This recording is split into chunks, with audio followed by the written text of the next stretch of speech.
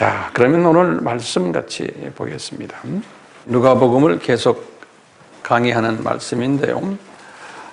오늘부터 이제 예수님이 공생애를 시작하는 그러한 이제 말씀으로 시작이 됩니다. 예수님께서 이제 공생애를 시작하는 과정 속에서 첫 단추를 여는 그러한 말씀인데요. 상당히 우리에게 중요한 말씀으로 다가와요. 그래서요, 이 누가복음 강해를 하기 때문에 이 공생애를 시작하는 과정을 누가복음에 이제 이렇게 4장 14절에서부터 15절에 이렇게 기록했지만 더 자세하게 기록한 것이 마태복음이에요. 그래서 우리는 우선요, 우리가 누가복음 4장 봅시다. 4장 14절에서 15절, 요 두 절이에요. 우리 한국 성경은 참 잘 돼 있어요. 거기 보면 동그라미 딱 쳐놓은 거요. 14절, 15절에 동그라미 있죠? 예. 그리고 이제 16절에 가서 또 동그라미가 있고. 자, 14절, 15절을 제가 읽겠습니다. 예수께서 성령의 권능으로 갈릴리에 돌아가시니 그 소문이 사방에 퍼졌고 친히 그 여러 회당에서 가르치심에 뭇사람에게 칭송을 받으시더라. 요 두 말씀이에요.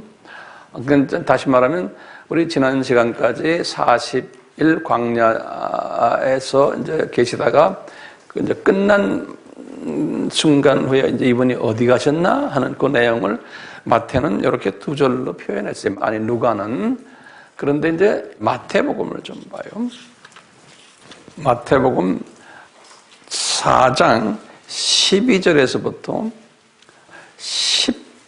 16절까지 여기는 아주 자세하게 마태가 기록을 했어요.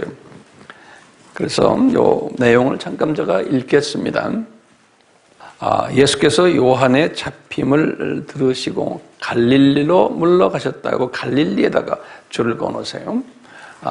이제 이분이 지금 남쪽 지방에 계시다가 갈릴리로 올라가셨어요. 거기에서 이제 13절에 보면요, 나사렛을 떠나라는 말이, 다시 말하면 나사렛에 들리셨다는 것 같아요. 우리가 그렇게 볼 수 있어요. 나사렛을 떠나 스불론과 납달리 지경 해변에 있는 가버나움에 가서 사시니 그랬어요. 거기다 이제 가버나움에 줄을 그으시고요.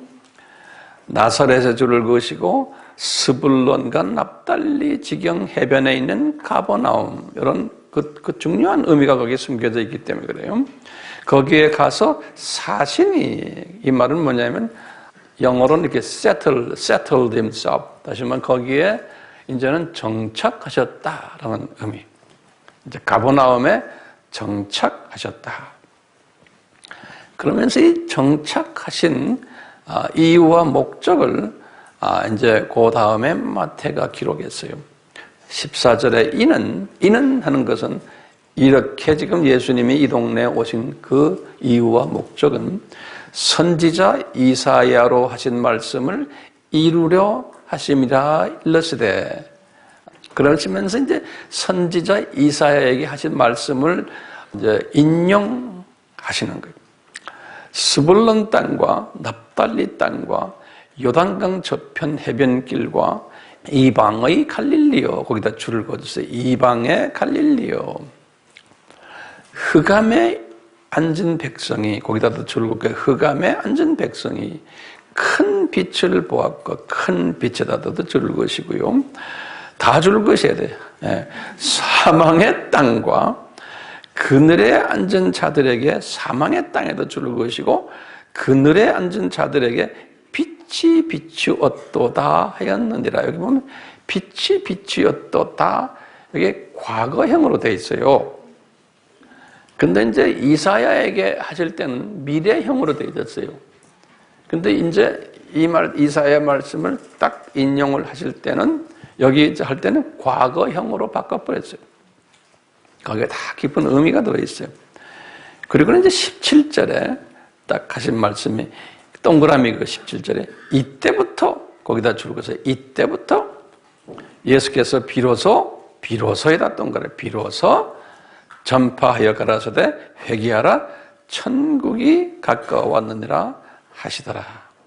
이렇게 해서 이제 오늘 본문의 말씀이 누가복음보다는 이 마태복음에 더 자세하게 설명되어 있어요.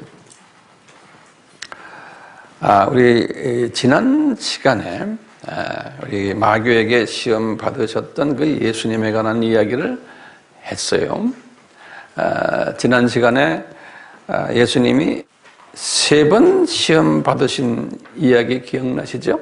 3번이요. 이 3번 시험 받으실 때 그 시험을 주시는 그 초점이 있었어요. 이 초점이 뭐냐면 이 창세전 신비, 이것을 이제 마태는 천국 복음이다 이렇게 표현했어요. 우리 창세전 신비 한 7가지 기억나시죠? 이 천국 복음을 부인하도록 예수님을 유도시키는 시험이었어요. 그래서 이 시험의 그 미끼가 뭐였던가요?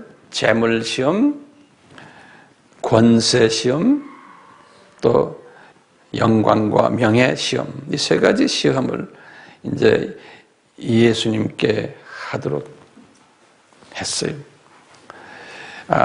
예수님께서는 이렇게 시험 받을 때마다 본인이 1500년 전에 신성으로 계셨을 때 모세에게 하셨던 말씀을 인용을 하셨어요.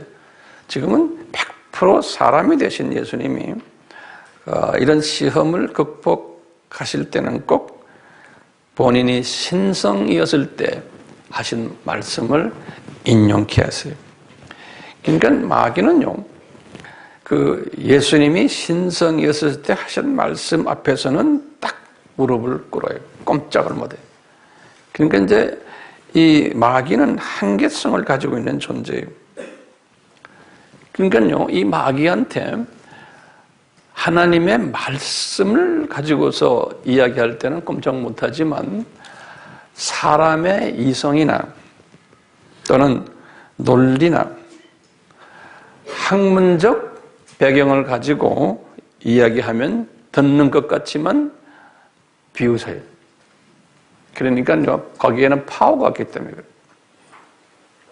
그러니까 많은 속임을 이런 식으로 하게끔 해왔어요. 그러다 보니까 이성을 중시하는 인본주의 기독교인들이 많이 나오고 또 자유신학이 거기에서 이제 나오고 그랬어요.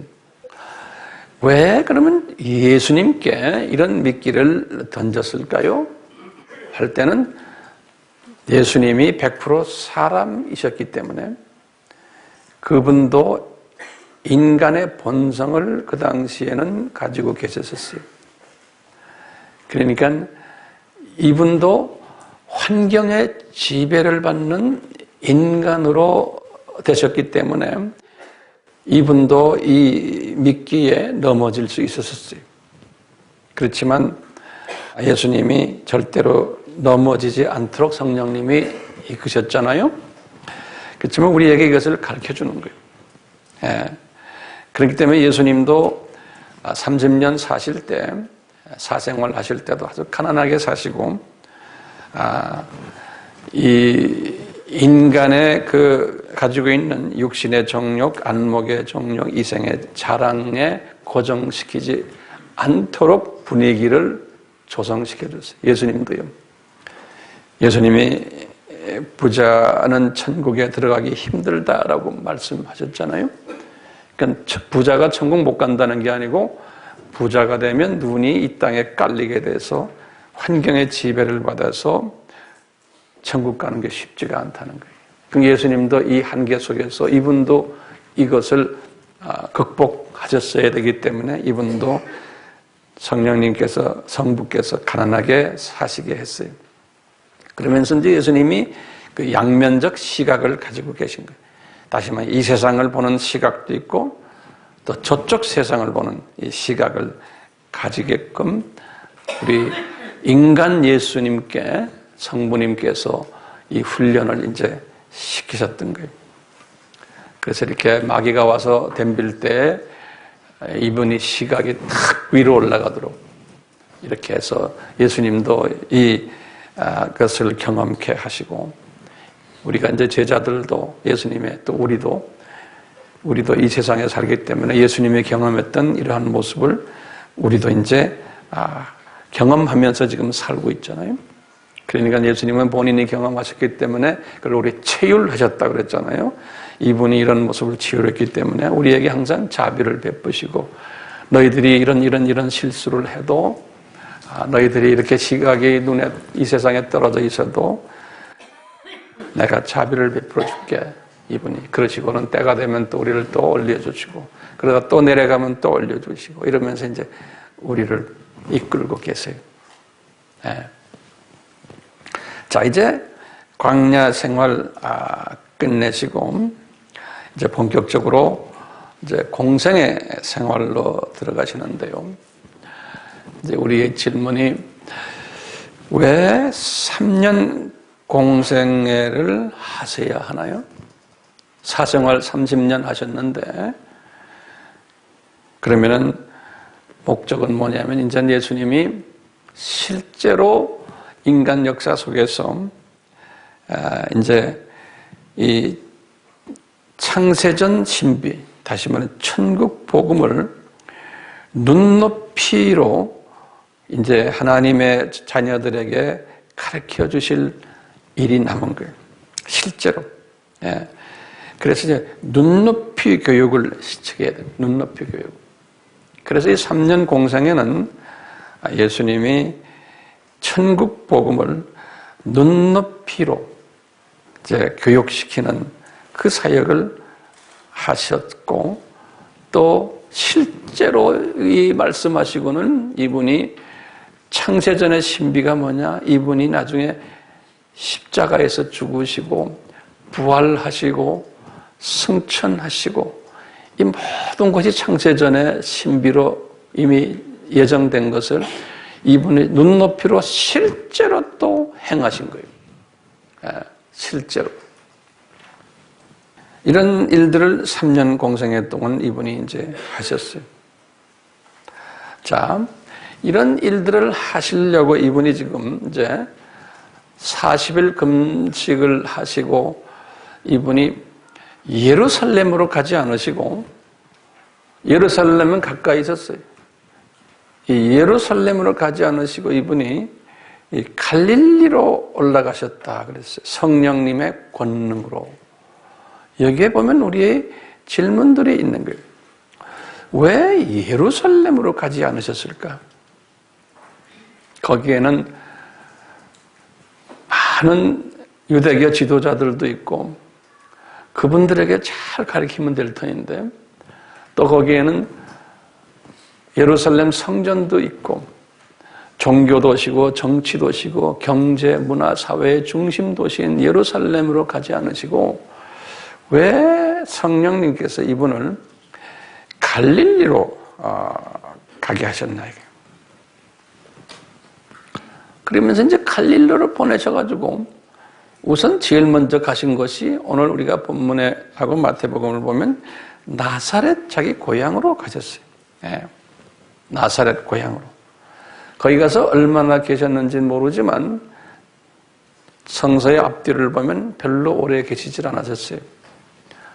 그리고는 이분이 나사렛에서 그 주변을 이렇게 돌면서 천국 복음을 전했었어요.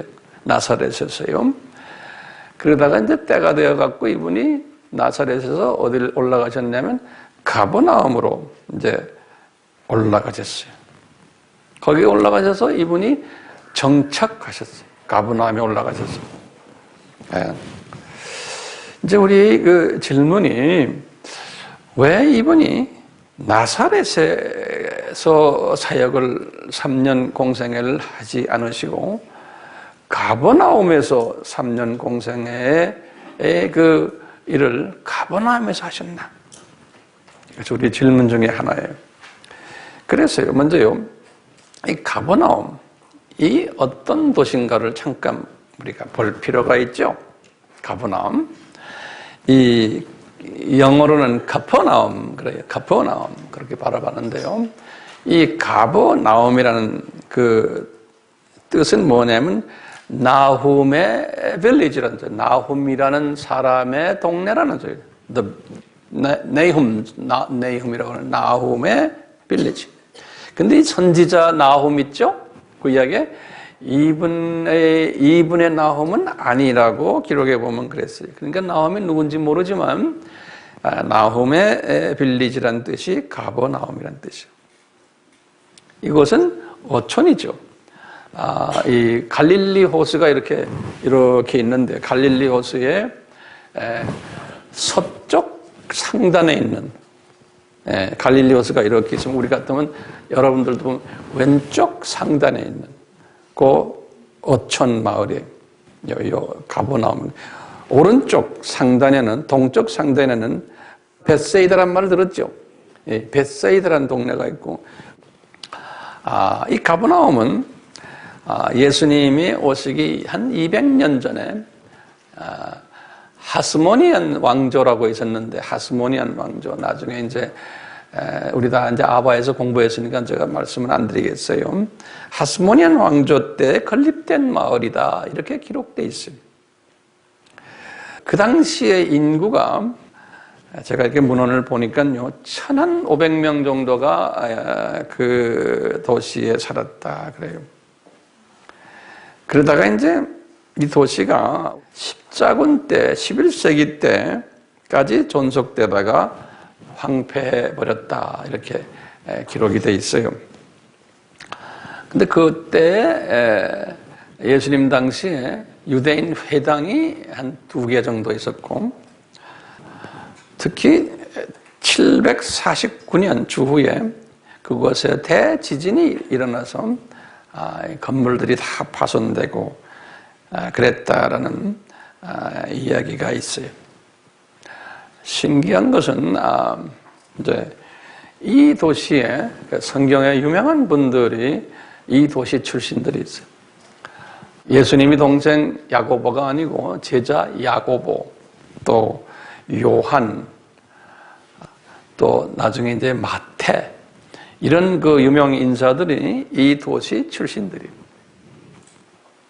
그 옆에 벳세다는 또 다르죠. 벳세다는 누구 고향이에요? 베드로의 고향.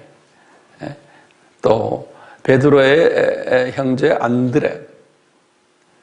또 요한복음 1장에 보면은 빌립 또는 나다나엘 있죠.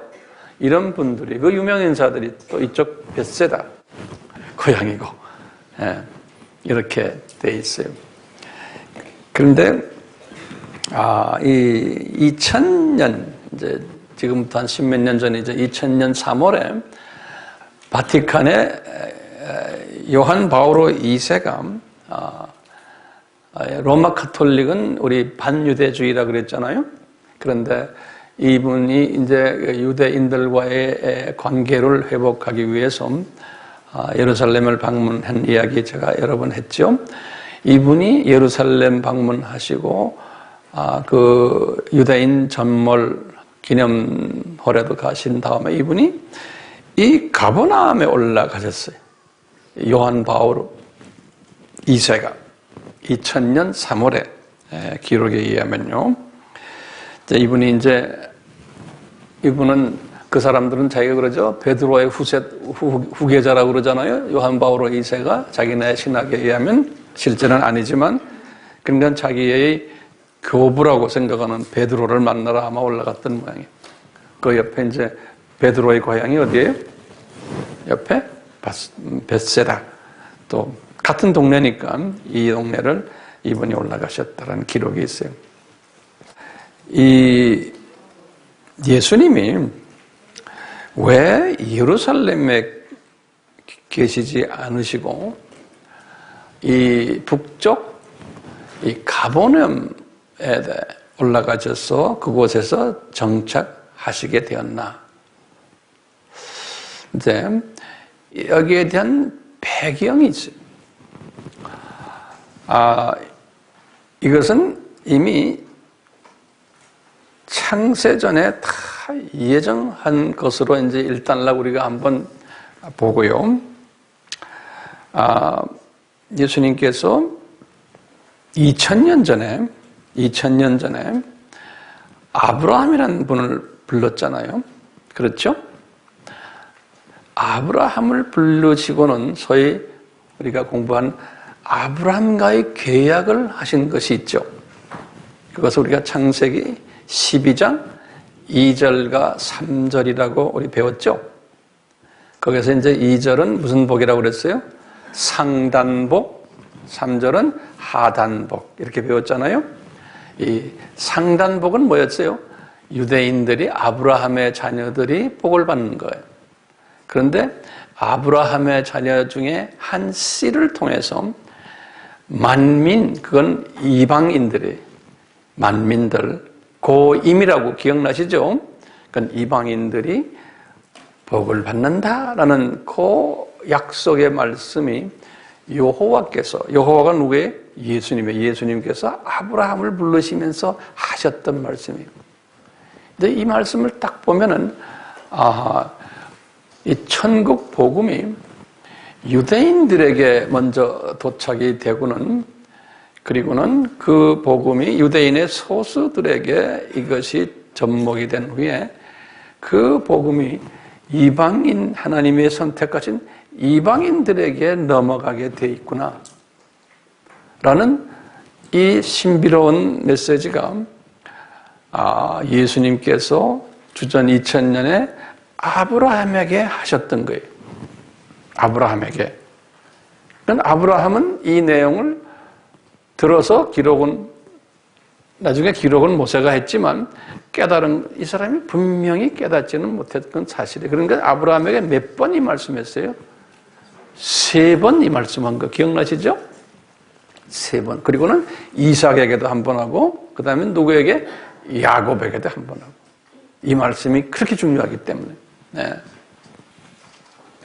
그것을 이제 영어로는 Abrahamic Covenant, 그런 말 우리가 다 우리 공부했어요. 제가 영어를 쓸 때도 그거 다 외우셔야 돼요. Abrahamic Covenant 그러는 거예요. 네. 우리 선교하는 사람들은 이런 영어의 표현도 알 필요가 있어요. 그러니까 한국말로는 아브라함과의 계약이다. 그러니까 계약이라는 것은 covenant라는 말은요, 약속이란 promise라는 단어와 다른 단어예요. covenant라는 말은요, 법적 계약이에요. 그렇기 때문에 사인하고 그 다음에 인을 또 치는 거예요. 인을 딱 쳐, 이건 무효가 되지 않는, 그것을 covenant라는 단어를 써요.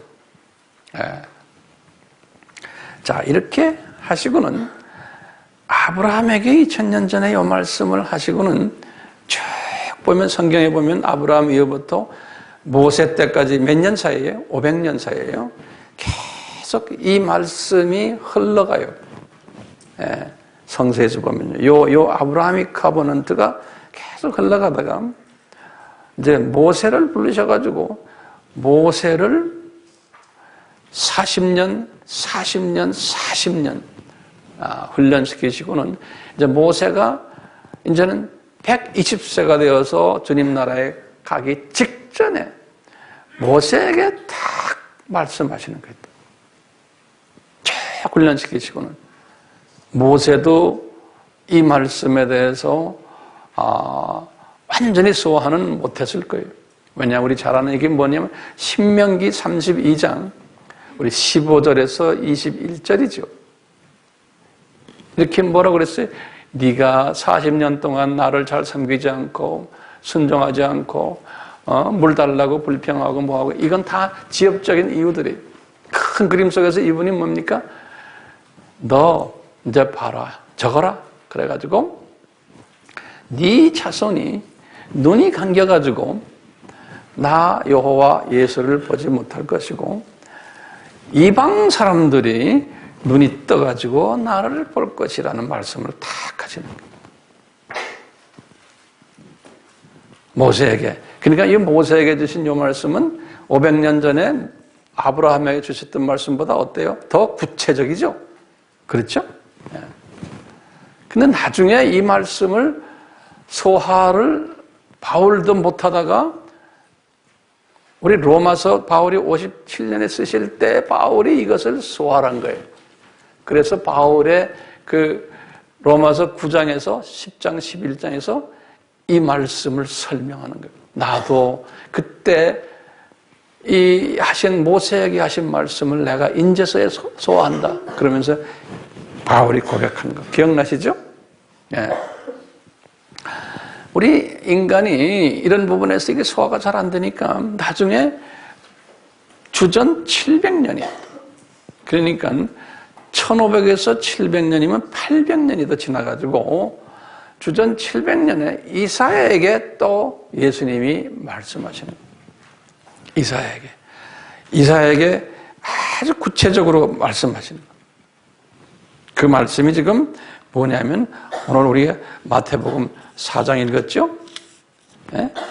이사야에게 뭐라고 말씀하냐면 스불론 땅과 납달리 땅과 요단강 저편 해변길의 이방의 갈릴리요 흑암에 앉은 백성이 큰 빛을 보았고 사망의 땅과 그늘에 앉은 자들에게 빛을 비추었도다.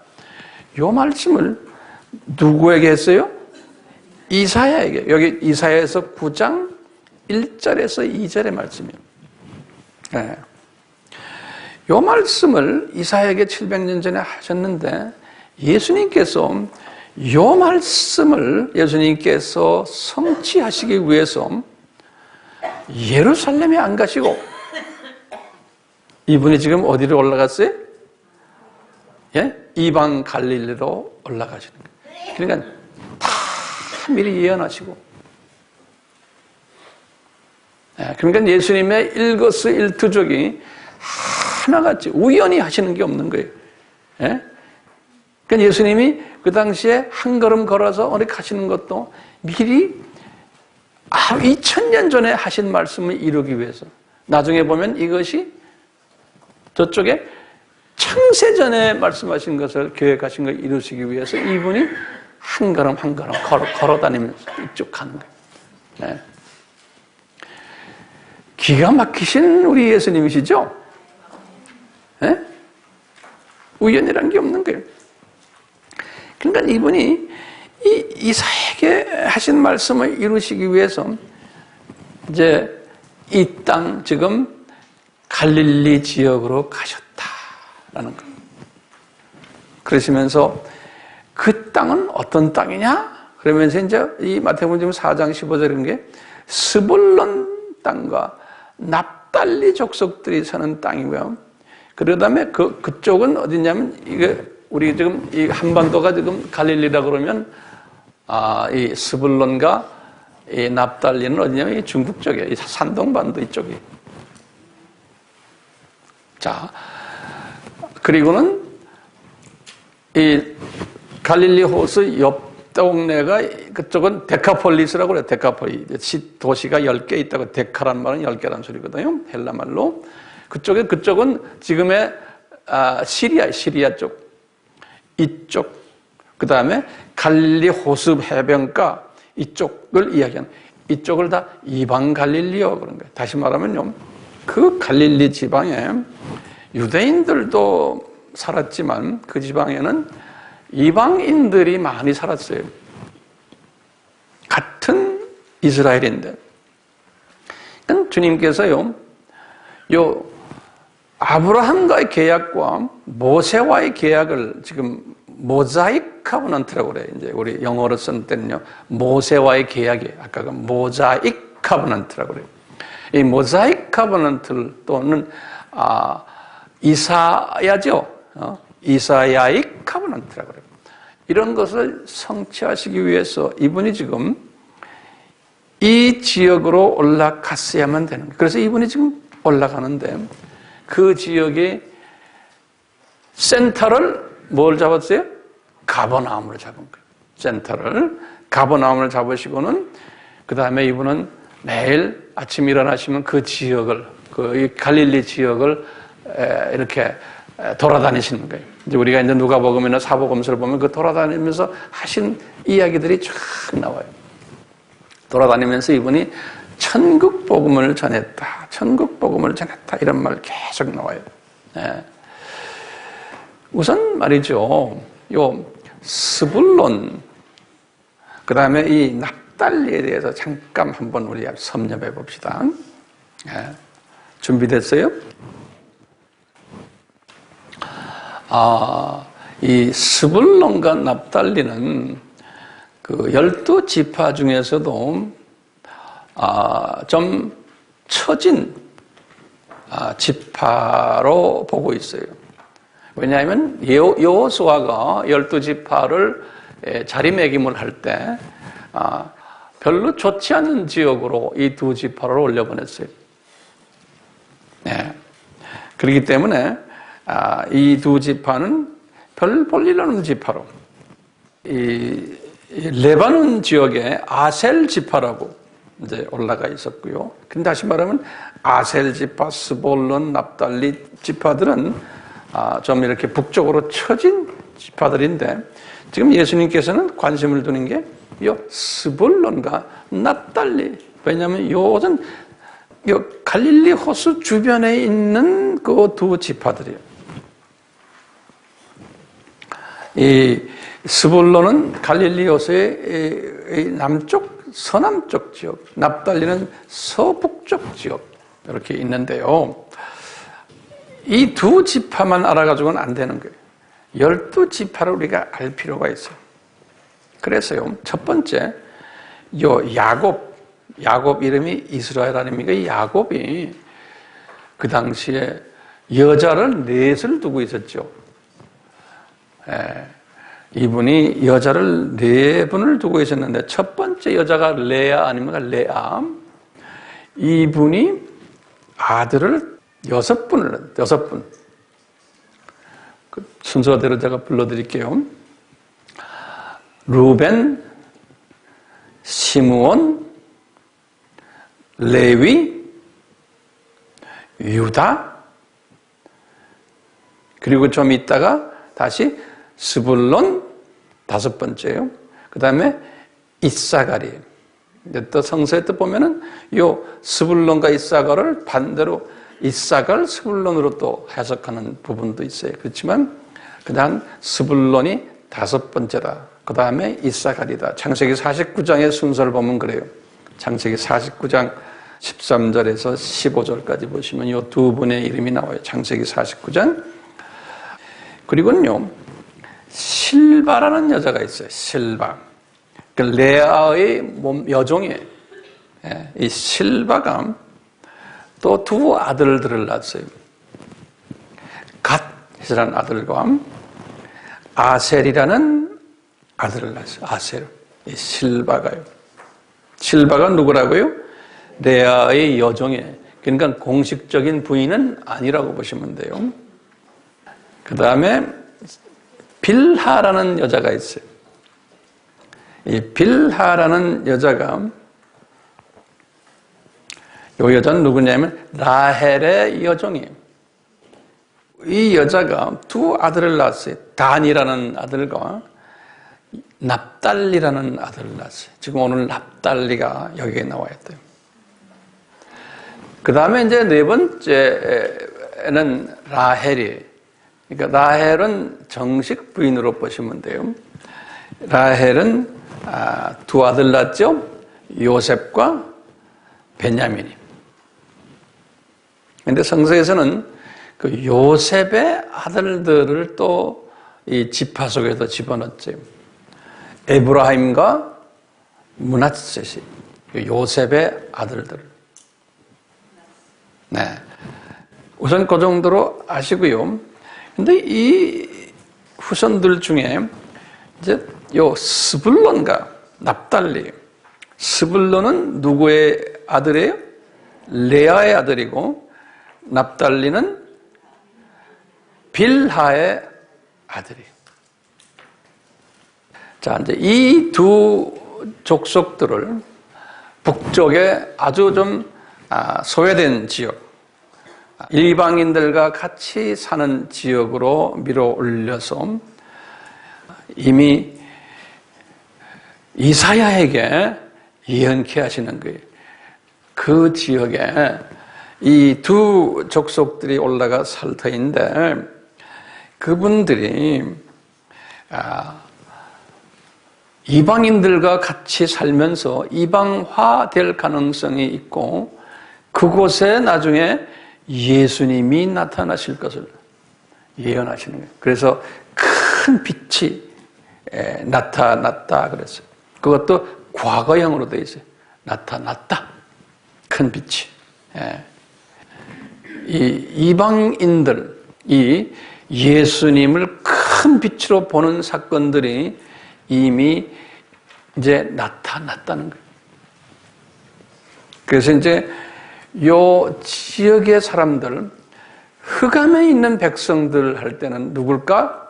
그러면 그 지역에 있는 소수 유대인들과 그 지역에 있는 이 스불론과 납달리 후손들,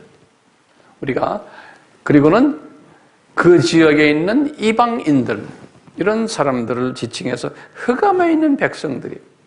그런데 그 백성들 중에 큰 빛을 보았다 하는 것은요, 우리 예정적인 측면에서 그 지역에는 모든 사람들이 예수님을 영접한 게 아니잖아요. 아주 소수가 예수님을 영접했거든요. 예수님의 그 12 제자들 중에 누굽니까? 거기 나오는 우리 그 두 도시의 출신들, 예수님을. 근데 과거형으로 된 건 말하면 이게 굉장히 중요한 개념이에요. 그러니까 12 제자들이 지금 오늘 이 순간에는 아직 예수님의 제자도 아니에요. 그런데 과거형으로 썼어요. 이 빛을 보았다. 그러니까 이건 예정인 거예요. 이미 예정된 건데 이루어진 거예요. 장차 이루어질 것을 과거형으로 이미 이루어졌다고 보는 거예요. 보았다고 보는 거예요. 베드로가 이미 예수님 만나지 않았지만 예수님의 제자 될 것을 이미 결정된 거라는 거예요. 요한도 그렇고 거기에 나오는 유명 인사들이. 자, 우리 질문을 한번 던져볼까요? 왜 예수님이 예루살렘으로 가서 정착하지 않았었을까요? 라고 질문하면 대답이 되겠어요? Yes, no. 이걸 대답해야 돼요. 또 그 다음에 보면 왜 예수님이 나사렛에 들리셔서 거기에서 정착하지 않으시고 왜 잠깐 들리시기만 했는가? 우리가 이제 다음 시간은 제가 이제 예수님이 나사렛에 다시 가셔가지고 가버나움에서 나사렛에 가셔서 나사렛에서 하신 말씀 우리가 다음 시간에 이제 같이 섭렵할 터인데요. 예수님이 그러셨어요. 선지자는 뭐라 그랬어요? 고향에서 대접받지 못한다 이런 말씀했죠. 그럼 막 기억나시죠? 이것을 우리가요 그냥 문자적으로 나사렛에서만 선지자는 고향에서 이렇게만 보지 마시고 이걸 좀 더 확대 해석해가지고요. 선지자는 누굽니까? 예수님이에요. 이때는요. 예수님은 자기 민족의 유대인이에요. 유대인에게서 대접받지 못하고 비유대인에게서 대접받는다는 상징적인 표현도 거기에 숨어져 있어요. 그러니까 이방인들이 눈을 뜨게 된다는 그 아브라함과의 계약 속에 숨겨져 있는 거예요. 이 이방인들이 천국의 신비, 천국의 복음, 창세전의 신비를 받도록 계획을 하셨는데 이것은 창세전의 신비예요. 왜 그럴까요? 이방인의 숫자가 99.9%죠. 하나님의 자녀 중에 유대인은 적어요. 0.2%밖에 안 돼요. 그러니까 유대인을 복음화시키기 위해서 예수님이 유대인만을 위해서 온 게 아니고 실은 이방인을 복음화시키고 온 거예요. 그렇기 때문에요. 이 창세전의 신비, 천국 복음을 이제 알려주기 위해서, 다시 말하면 우리가 그랬죠? 천국 복음, 창세전의 신비가 뭐였죠? 이 창조의 목적을 훈련시키기 위해서, 가르쳐주기 위해서 이 삼위 하나님이 결정하신 거예요. 인간들에게 가르쳐주기 위해서 제2위 되시는 하나님이 이 세상에서 내려오실 것을. 그래서 이 세상에 육신을 입고 내려오셔서 하나님이 택하신 이 세상 사람들에게 이 눈높이 교육으로 창조의 목적을 이제 가르쳐주기 위한, 이것이 천국 복음인 것이에요. 이 천국 복음을 가르쳐주기 위해서 이 교육 프로그램이, 한번 그 내용을 잠깐 들여다보면요, 교육 대상이 누구였을까요? 교육 대상이 하나님의 예정된 자녀들이에요. 그렇죠? 모든 인류가 아니에요. 하나님의 예정되지 않는 사람들은 이 예정된 하나님의 사람을 교육시키기 위한 다 들러리들이에요. 들러리들. 사탄도 거기에 다 포함되고, 사탄의 그 자녀들, 모든 이런 나머지 분들은 이 하나님의 자녀를 훈련시키는 하나의 도구들이에요. 그런데 이것을 훈련시키는 과정 속에서 하나님의 자녀들 중에서 보조교사를 선택하신 거예요. 하나님의 자녀들 중에서 이 교육 프로그램 속에서 이 보조교사가 누구였냐? 아브라함과 그 후손들인 거예요. 아브라함의 후손들. 다시 말하면 유대인들, 이스라엘 사람들, 히브리인이라고 보시면 돼요. 이 사람들을 주전 2000년 이미 뽑으셔가지고 보조교사로. 그래서 이제 보조교사에게 뭐라 하면 아브라함이 계약을 말씀 준 거예요. 너 이거 받아라. 그리고는 그 보조교사 출신 중에 모세를 불러가지고 또 이것을 또 가르쳐 준 거예요. 아까 보듯이. 그리고는 보조교사 중에 그 후손 중엔 이사야에게 또 줘가지고 이것을 또 가르쳐 주신 거예요. 그러면서 봐라. 이 교육 프로그램은 주 대상이 이스라엘 사람이 아니고 이방인들이라는 것을 이제 이 보조교사들을 통해서 가르쳐 준 거예요. 그래가지고 이제 예수님이 이제 딱 이 세상에 오셔가지고 30년 사시고 이제 40일 이제 준비하시고 딱 이제는 이 교육을 실제로 이제 3년 동안 하셔야 되는데, 이럴 때 이분이 이 보조교사들이 예언받은 것을 성취하시기 위해서 이 미리 다 준비해 놓은 거예요. 이 납달리, 스불론, 이 유대인들이 사는데 이방인들을 거기에 잔뜩 갖다 놓고는 거기에서 이제 현장 교육을 시키는 거예요. 그래서 신기하게도 소수의 유대인들은 눈을 떴는데 거기에 있는 이방인들이 눈을 뜨는 장면들을 우리가 성서에서 나중에 이제 공부하면 나와요. 이렇게 해가지고요, 지금 이 가버나움에 가셔가지고 가버나움에서 이 훈련, 창세전 신비 천국 복음을 갈릴리 지방에서 눈높이 교육시키는 그 첫 교육장이 가버나움이었고 갈릴리 지방이었어요.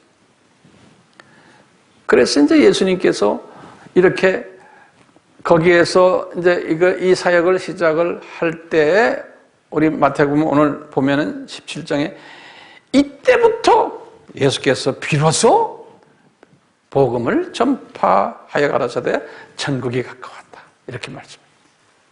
그러니까 이제 이 가버나움 이 선교센터는 창세전에 예비하신 보조교사들을 통해서 주 학생들인 하나님의 예비하신 이방 하나님의 자녀들에게 이 창조의 신비, 천국 복음을 가르쳐 주신 거예요. 창세전 신비.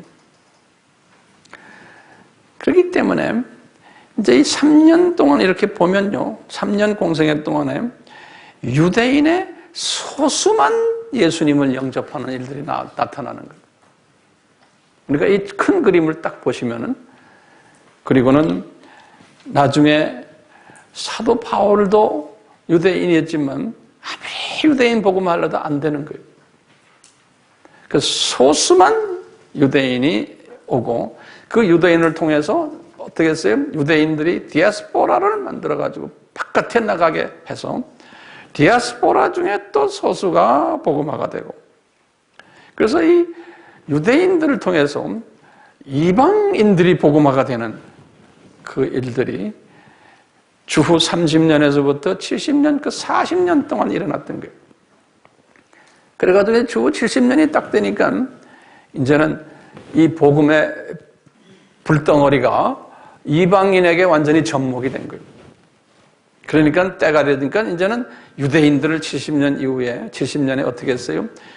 유대인들이 눈을 감게 만들어 놓고 성전 파괴시키고 이스라엘 패망시키고 디아스포라 만드시고, 그 다음에 이분들이 눈이 감겨서 예수님을 영접 안 하게 하시고, 그 다음에 기독교인들이, 이방 기독교인들이 유대인들을 핍박하는 반유대주의 사상으로 시작이 되는 것이 주 70년이에요.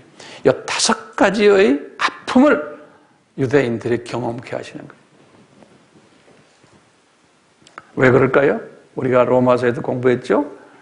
이 유대인들이 이 역할을 한 후에 99.8%의 하나님의 자녀들 로마 제국에 깔려 있는데, 그분들을 살리는 일을 하려면은 한 알에 미리 죽어야 되는 거예요. 생명 살리는 원칙이에요. 그러니까 예수님이 이것을 먼저 하셨고, 그 다음에 민족적으로 아브라함의 후손들이 요 한 알에 죽어야 되는, 이것이 생명 살리는 원칙이에요. 그래서 나머지 유대인들, 이분들이 이렇게 해서 죽어야지만, 그럼 몇 가지 방법으로 죽었어요? 5가지. 제가 다시 말씀드려요. 주후 70년에 무슨 일이 일어났어요? 나라가 망하고, 성전 무너지고, 디아스포라가 되고, 눈이 감겨서 예수님 못 보게 되고, 그 다음에 뭐예요? 안티세미티즘. 이 5가지로 이분들이 엄청난 고생을 약 한 2000년 동안 해온 거예요.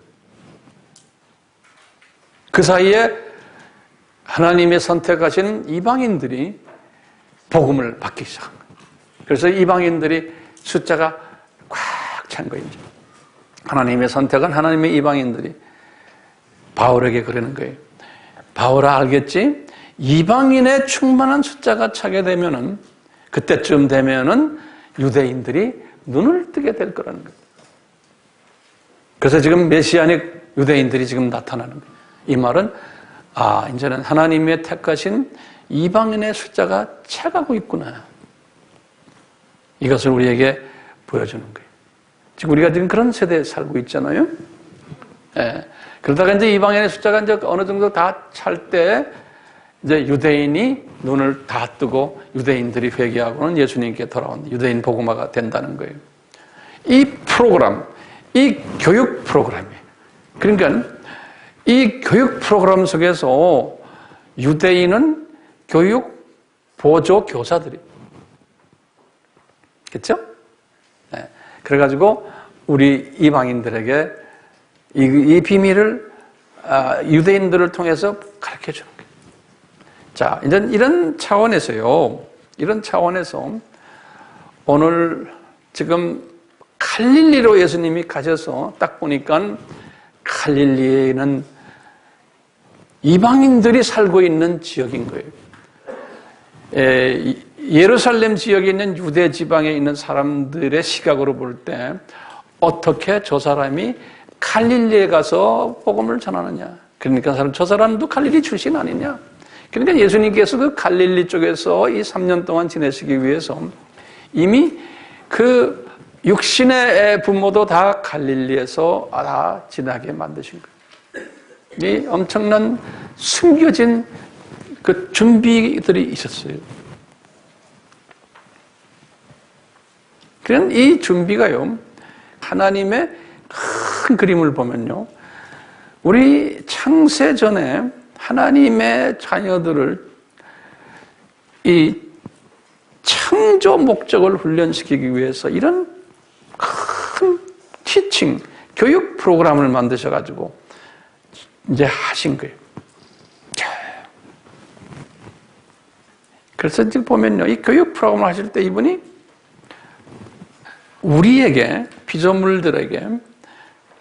피조물들의 눈높이로 가서 교육을 시켜야지 이게 효과 있는 교육 아니에요. 그렇기 때문에 삼위 하나님 중에 제2위 되시는 예수 하나님을 인간으로 내려오게 하시고, 그래가지고 생명 살리는 원칙에 의해서 이분이 십자가에서 죽으시고, 그리고는 제자들에게 너희들도 눈높이 교육을 이제 시켜라. 그리고는 교육 제목이 뭐냐? 이 창세전 신비, 천국 복음을 전해라. 이것이 교육 목적인 거예요. 우리도 마찬가지예요. 우리도 할 일이 분명한 거예요.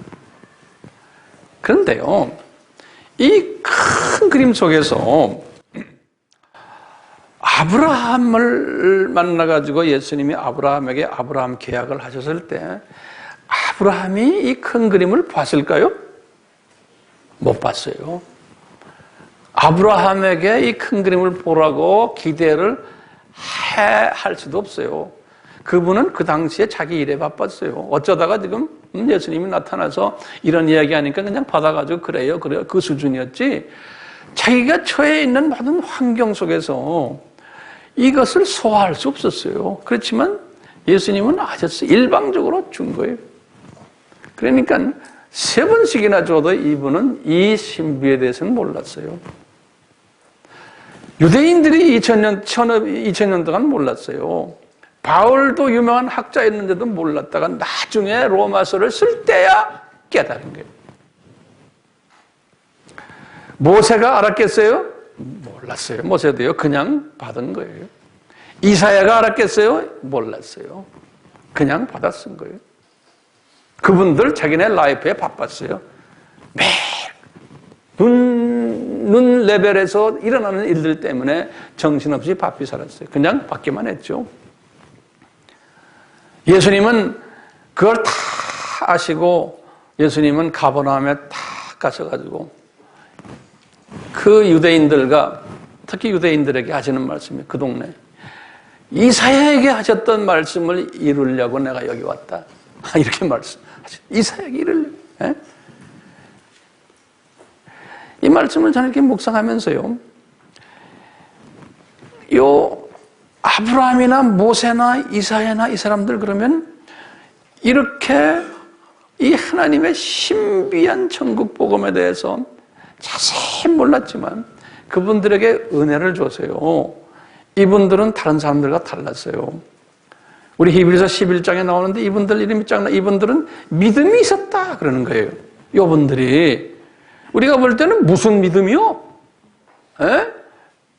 분명히 지금 신약적인 용어로 이분들이 자기네 생활에 바빴고 이런 메시지를 받았지만 그 메시지의 뜻도 모르고 그냥 열심히 그냥 살았지만 그분들에게 은혜를 줬다는. 그러니까 믿음을 가졌는데 뭐냐? 이분들의 믿음이 우리 히브리서 11장에 뭐예요? 이 세상은 나그네 세상이다 라는 믿음이 있었다는 거예요.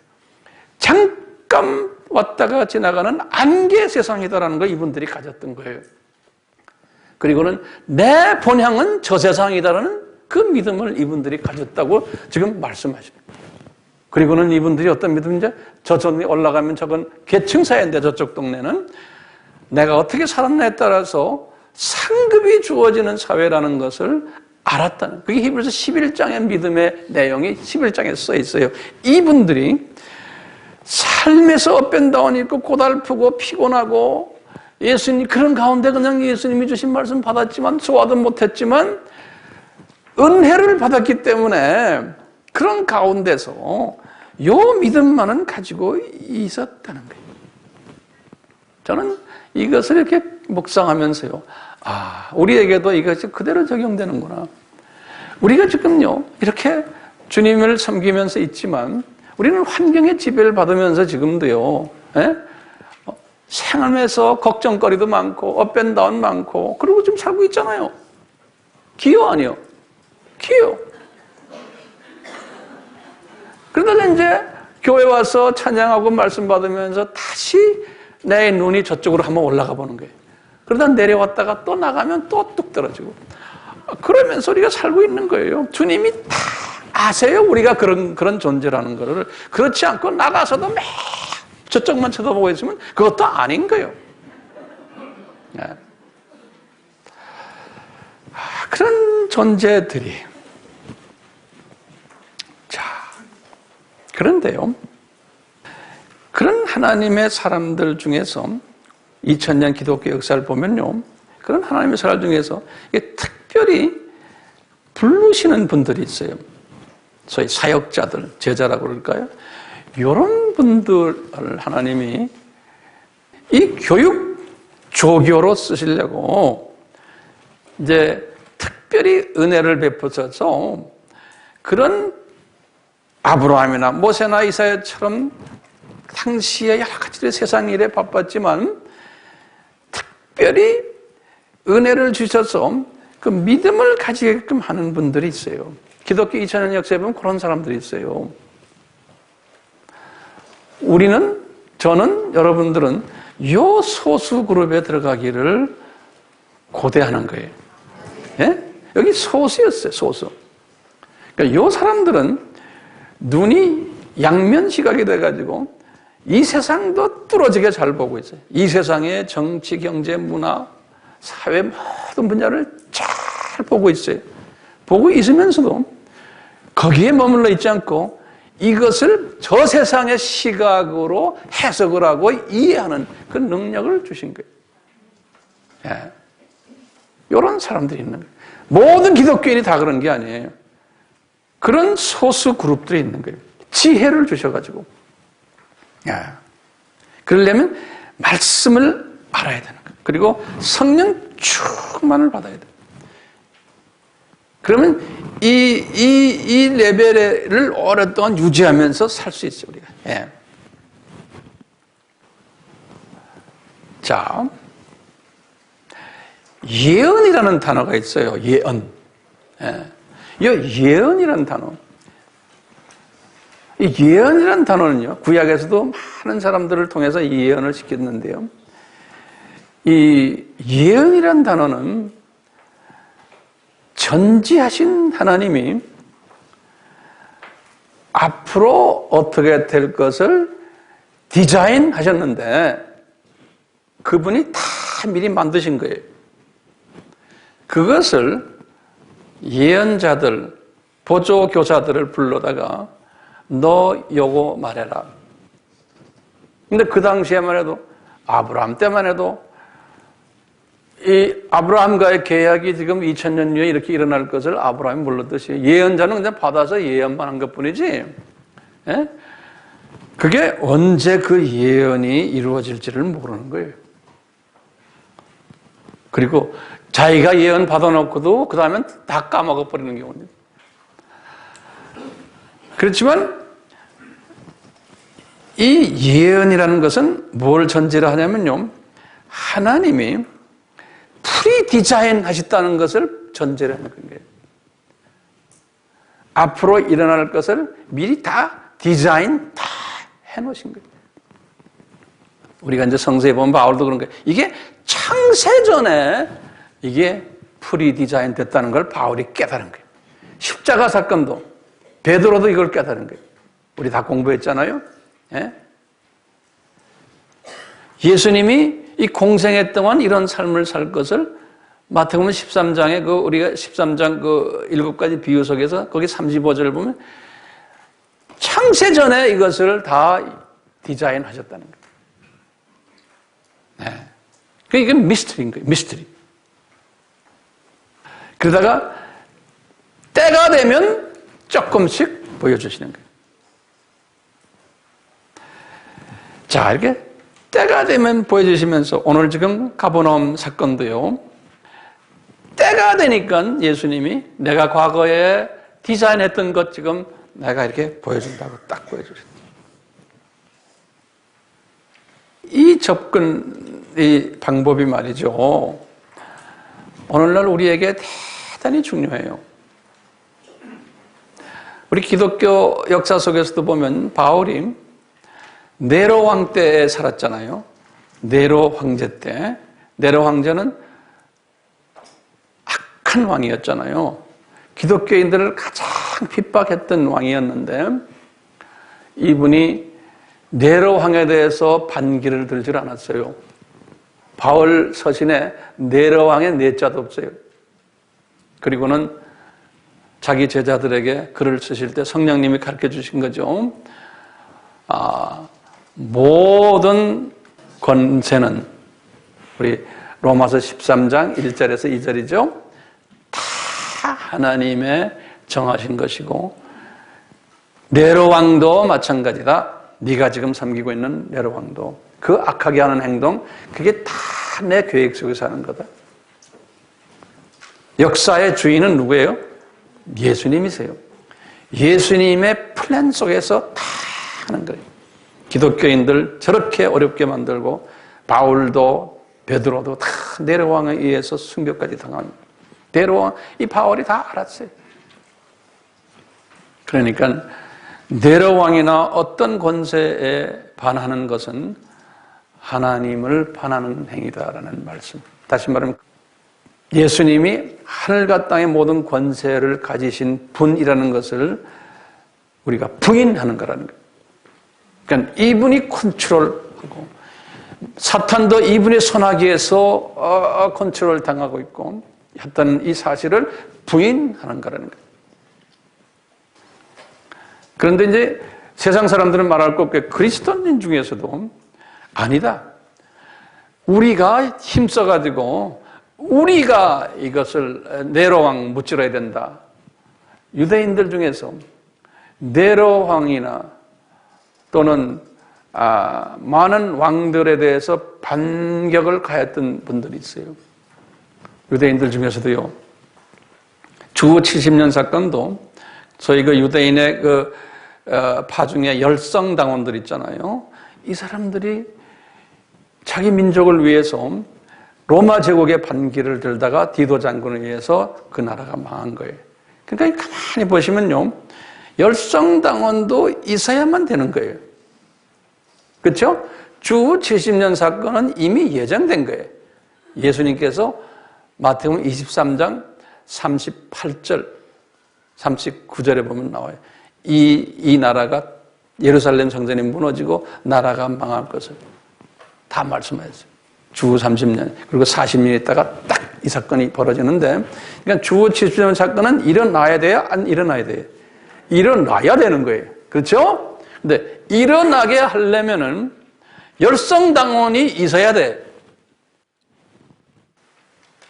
그러니까 열성당원들도 다 하나님을 열심히 믿는 사람들인데 그런 행동을 해야 되는 거예요. 전부 다 조용히 앉아있으면 AD 70년 사건이 못 일어나요. 반기를 드는 그룹들이 있어야 되는 거예요. 예수님이 딱 보시고 교통정리하시고 너 반기 들어라. 너는 조용하고 다 이분이 지금 하시는 거예요. 자, 지금 미국 선거 보세요. 우리나라의 지금 최순실 사건을 보세요. 이것을 어떻게 여러분들이 어떤 시각으로 봐야 돼요? 근데 왜 하필이면 미국 선거와 우리나라와 이 문제와 딱 그냥 이빨이 또 맞았습니다. 그럼 이것도요, 우연이라고 생각하겠어요? 저는 이건 우연이라고 생각 안 해요. 특히 우리나라는 이게 특별히 주님이 기름 부으신 예정된 나라 아니에요.